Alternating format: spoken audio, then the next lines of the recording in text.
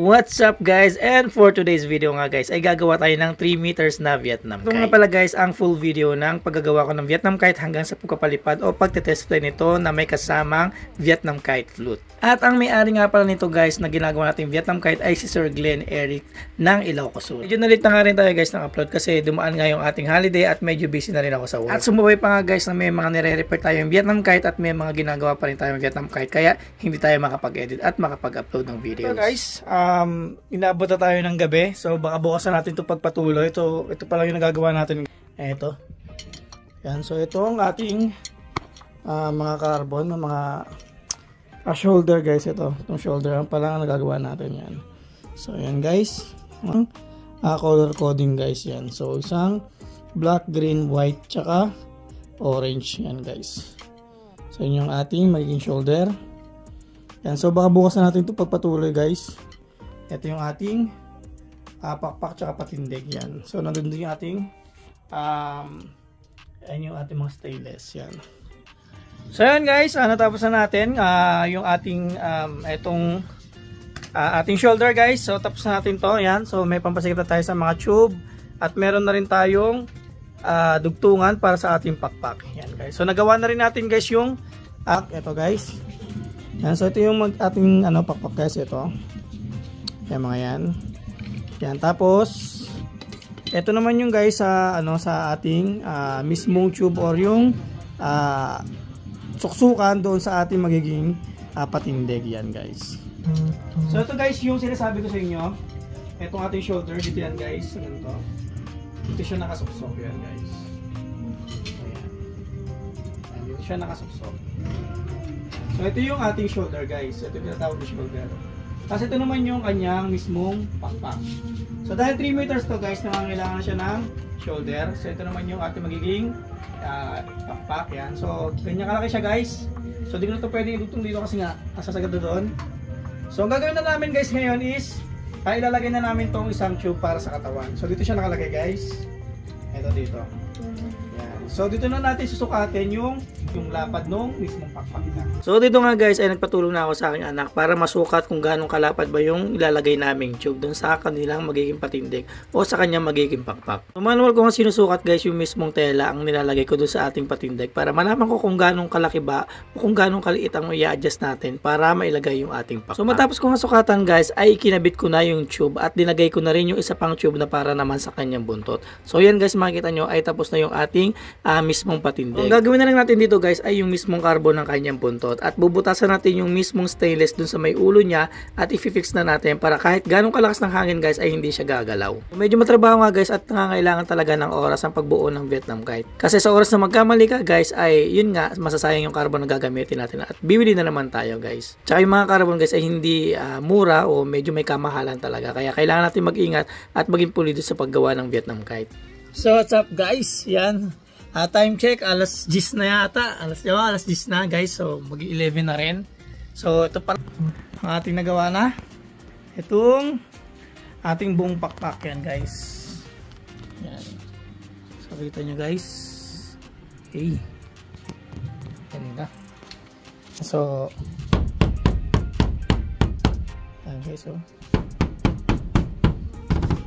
sarap ng paliparin ito guys pag ganitong stretch yung pakpak ko. Yan ganyan. Yung sobrang yung tamang bend yan kasi pag ganyang bend guys is pag malakas ang hangin, sobrang lakas ng hangin, konti lang yung magiging bend nya yan ang ating guys yan. Nabukasan nga guys ay finalize na natin yung ating patindig o yung mga naiwan o mga dapat pang detalye na ilalagay natin sa mismong kanyang patindig. So ang ginawa ko dyan guys ay binutasan ko yung stainless yung sa may ulunan kasi yan yung sasaloon mas prone sa hangin guys. Kaya yun yung dapat natin i-fix o lagyan ng butas at i-rebate natin.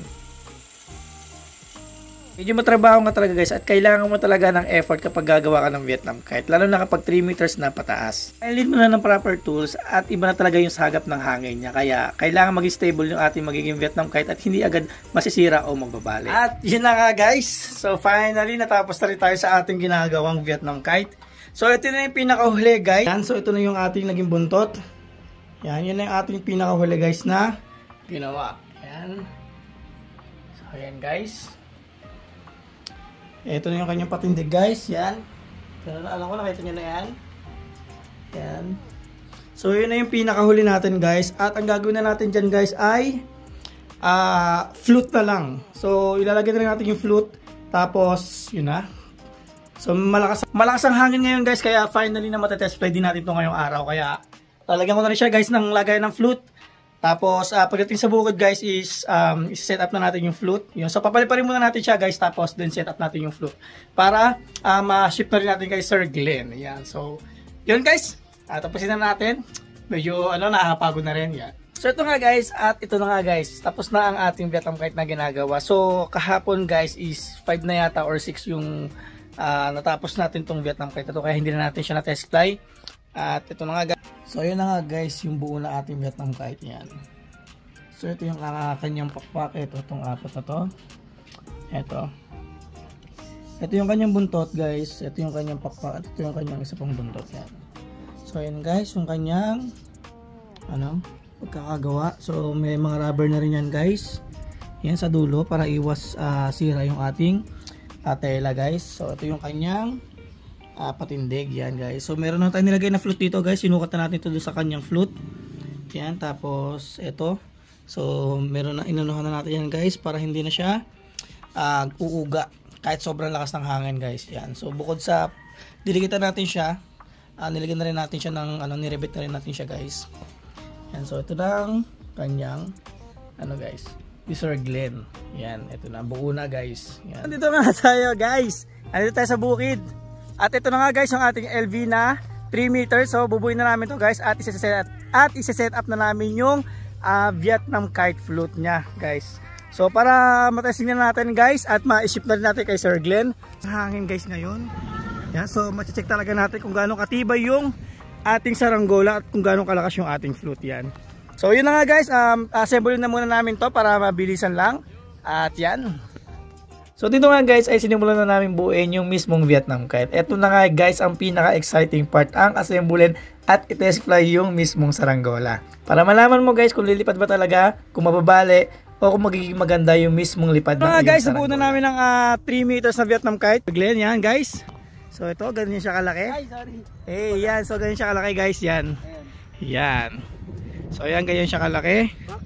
Yan. So ito yung kanyang view pag tagilid guys. Ito. Yan. So ganyan siya guys. So na guys, abangan na namin siya ng mga tali pang flute. So gagawin muna namin is papalad pa rin muna namin yung mismong saranggola bago namin lagyan ng flute. So titignan namin kung pantay yung saranggola sa paglipad. Then saka namin ilalagay yung flute guys para diretso na, kasi mahirap mag-test fly ng saranggola na may flute agad. So ang gagawin muna natin, test fly muna natin yung saranggola ng walang flute, then lalagyan natin ng flute dyan. So guys, then ako muna yung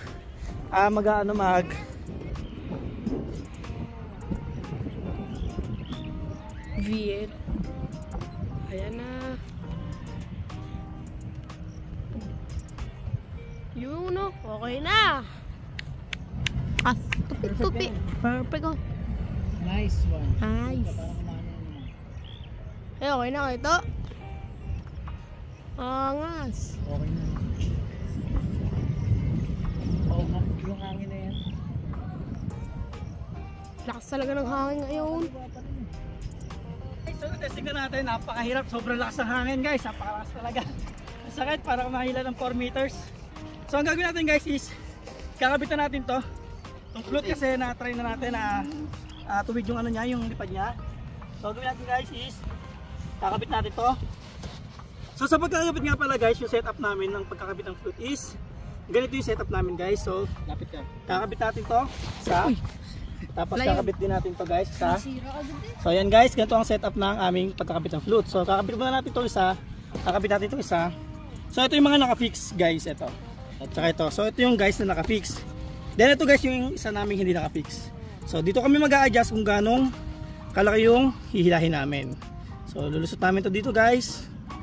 Tapos saka namin hahatakin kung papantay dito. So hahatakin natin to guys. Yan. So yan guys, pantay na siya. Tapos saka namin siya ikot dito. Yan. Tapos dito namin siya ibubuhol. Yan. Buo namin siya ganyan. Tapos dito rin. Para secure. Ayan. So ganyan lang kabilis guys. Wala pang isang minuto, makabit na natin.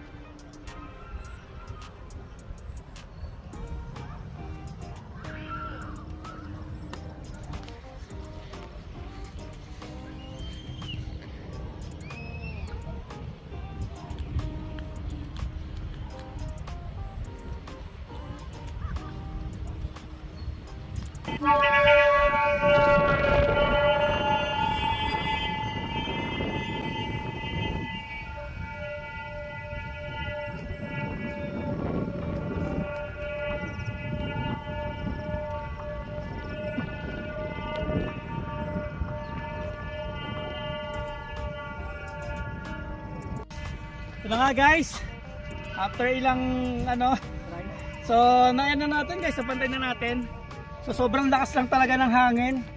Dito kanina sobrang pabugso-bugso ng hangin guys, sobrang ganat guys. Si Totoy, tinatangi kanina si Totoy. So hindi siya kaya ng isang bata guys pag 3 meters, pag ganitong kalakas yung hangin. So tingnan mo guys, tingnan nyo. Grabe oh. So literal pang pagyuan yan guys, sobrang lakas talaga ng hangin, napakalakas ng hangin talaga. So nung nagpalipad kami nung nakaraan guys, malakas yun pero mas malakas ngayon ang hangin guys. So kitang-kita nyo kung gaano kalakas ang hangin. Talagang tinatanggal yung balikat. Ay, sino nyo guys oh. Napakalakas ang hangin. Ayan guys. Oh, di mo na maagad. Ano ba mo? Dahan-dahan. Grabe yan guys oh. So grabe pa ikot talaga yung hangin guys. So pupunta siya dyan. Tapos mamaya babalik siya, pupunta siya doon. So sobrang hirap guys ng ganitong kalakas ang hangin. Yan na guys oh. Tatabing siya tapos babawi siya pag pabalik. Ano? Sobrang guys, paikot talaga yung hangin, gawa nga ng ng bagyo natin. Yan guys, so bumalik siya oh. Yan. So yun lang guys, maraming salamat. At ito nga guys ay mamaya ay babalutin na namin at isi-ship na rin namin bukas sa JNT. Yan guys. So maraming salamat guys. Yan, so ako nga pala si Da. Ayan, si Toyo, si Jade, si Toyo, si Rapi Boy, si Borbot, si Toto, at itong si Pares, si Totoy, tsaka si Jiniel, ang batang maliit na palagi nagpapalipad ng saranggola. Yan. Maraming salamat guys. So huwag niyo makakalimutan mag-like, share at mag-follow sa aming videos. So peace.